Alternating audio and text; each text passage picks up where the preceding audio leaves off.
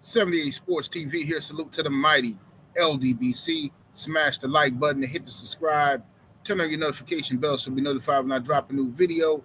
And if you're digging the video, go ahead and share this joint. Now, so a lot of people have been hitting me up asking me why I haven't spoke on this topic that I'm speaking on now. It's because I hadn't heard. I've been busy. I've been doing a lot of other stuff. And apparently,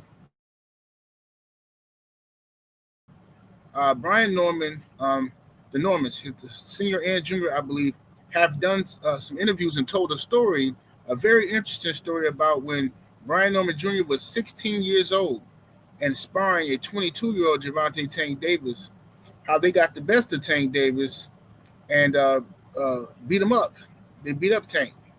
And they beat him up so badly that when Mustafa was looking for Tank to have some more sparring years later, and he was looking for the best fighters in the city, and he went and got the Normans, went and got Brian Norman Jr.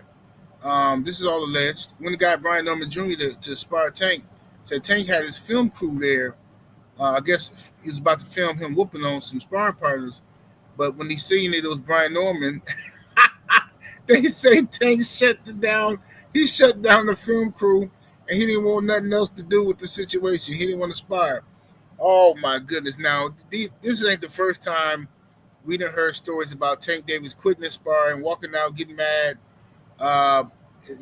Different things. Like, they say he got a lot of quit in him, a lot of self-doubt, and he lacks the confidence that he gives off this fake bravado, like he's super confident, but in reality, a lot of people that's been around Tank say he's a very insecure guy. You know what I'm saying? As a matter of fact, I think Brian Norman Sr. was saying in one of the interviews that Tank, he talks himself up. Like he hyped himself up during the fights. Like he got to talk to you. He got to talk to the crowd. He got to do that because he's trying to hype himself up and psych out his opponent. Now, this is something I peeped about Tank a long time ago, but it's good to get some confirmation on that. But anyway, I think this whole story is very interesting, seeing as though the moment Brian Norman Jr. and Devin Haney's fight was announced, Gervonta Tank Davis being the Haney hater that he is, he came out trying to ride the sack of Brian Norman Jr.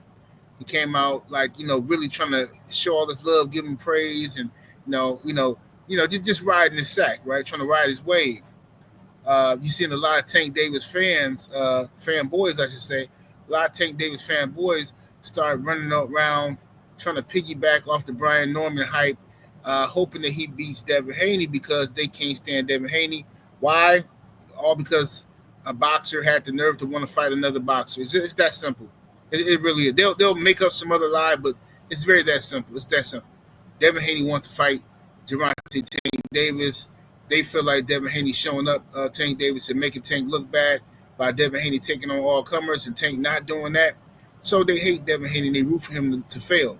It was even rooting for Ryan Garcia, of all people, to beat Devin Haney. So now, of course, they're rooting for Brian Norman Jr. to beat Devin Haney. But the problem is now Brian Norman has told this truthful story that I definitely believe of him whooping on Gervonta Tank Davis when he was 16 years old and Tank was 22 years old. Now I don't know what these Tank fans are going to do now. I don't know. They ain't got nowhere to go. You know what I'm saying? Tank Davis is supposed to be fighting Lamont Roach in, a month? And there's still no tickets on sale. Still no venue, to my knowledge, and no tickets on sale. But supposedly the fight's supposed to be happening August 16th, supposedly. Whenever I bring it up on my channel, Tank Davis fans get angry with me and start accusing me of being a Tank hater. And I'm just sitting here like, wow, like I'm a hater because I'm asking, where are the tickets? What's going on here? I thought Tank Davis was fighting August 16th. That's what y'all been saying. And many people, Blue Blood, tried to tell y'all that wasn't the case. And y'all said he was lying. He didn't know nothing about nothing. So now, what's the issue? And because Tank is not giving his fans anything to smile about, because, he's talking about fighting this Lamont Roach rematch and then possibly fighting Jake Paul, which is an insult, really. But since Tank is not giving his fans anything to be proud of, they have resorted to just hating on Devin Haney, talking about Devin Haney baby mama and I mean, just ridiculous stuff. It's like, bro, this is what we doing. You see, that's the difference between the Devin Haney fans and the Tank Davis fans. When Tank Davis got arrested and got into all his little mess with his baby mama, we still got the videos up. See, we of the Haney delegation, we defended Tank Davis and we said we called her the girl out for being a Lion 304, trying to set him up. But when the roles get reversed, you see what these people really made of. You know what I'm saying? They got that thing in them. You know what I'm saying? You know that thing where you got to sit down on the toilet to pee. They got that thing in them. You know what I'm saying? Like we different over here. You know what I mean? You know what I mean? They got to squat. They squat behind trees. We stand behind trees. You know what I'm saying? And do our business. You know these guys they built different. They got different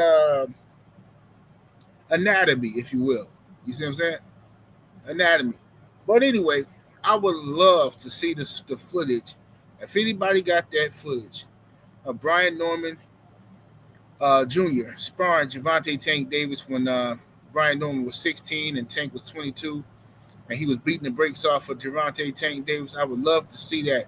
And I definitely believe the story because Tank Davis was quick to come out. Brian Norman, the real one. Brian Norman, he one of them ones. Yeah, I'm sure he is. He put the flu flops on you. I'm sure he is one of them ones. You know what I'm saying? Most definitely. I believe it. You know what I mean?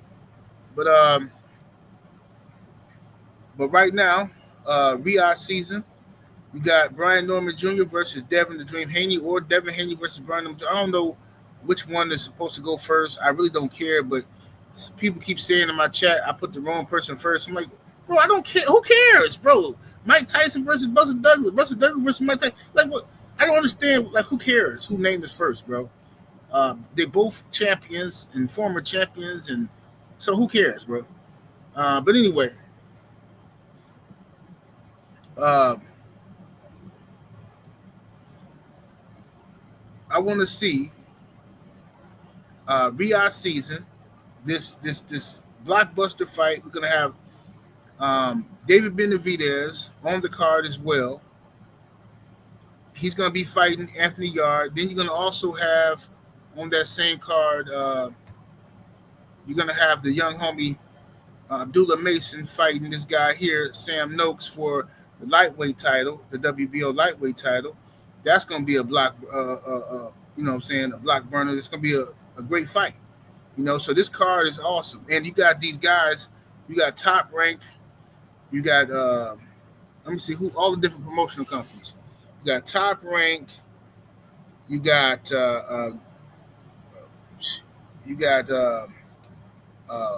what's Frank Warren Company, Queensberry working together. You got Devin Haney, who's an independent on this card, and then you got David Benavidez, who's PBC on the card. So there's a lot of different things happening. Turkey Out Shake is bringing all these companies together to work under one umbrella and get these fighters back. There's no reason why Gervonta Stank Davis should still be pretending like he's betraying Al Heyman if he worked with Turkey. It's ridiculous. Turkey and Al have been working together.